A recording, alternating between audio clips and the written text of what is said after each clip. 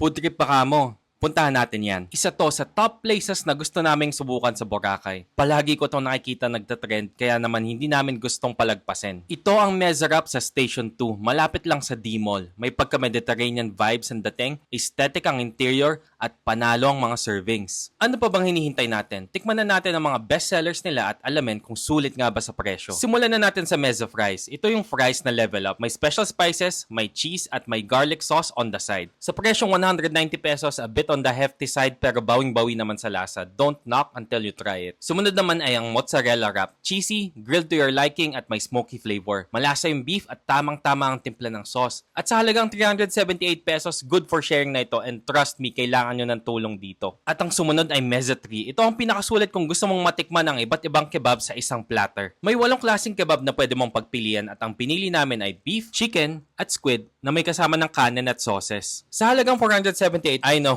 medyo makati sa palad. Pero ang serving, pang 2 o 3 tao. Kaya for us, tipid sa gastos, busog din sa lasa. Kung fan ka din ng dips, kailangan mo matikman to. Ito ang hummus flatbread. Napaka-creamy ng hummus, hindi tinipid sa olive oil at spices at malambot ang flatbread. Sa halagang 248 pesos, sakto ito bilang starter o pampag-relax habang nag-aantay ng main dish. Plug-in ko lang din, alam nyo ba na may libreng calamansi iced tea sa bawat dine-in? Sulit na sulit talaga. Panghuli at isa pa sa mga best sellers nila ay ang kanilang chicken kebab. Juicy, tender at grilled ng tama. Walang dry part. Timplado na pero masarap pa rin isaw-saw sa garlic sauce. Sa halagang 378, sulit na lalo na kung gusto mo ng high protein meal. Kaya ngayon, naiintindihan na namin kung bakit dinadayo talaga tong Mezarap. Majority ng mga servings nila ay for sharing kaya solve na solve ka talaga. Kayo ba? Nakapunta na ba kayo sa Mezarap? Kamusta naman mga experience nyo?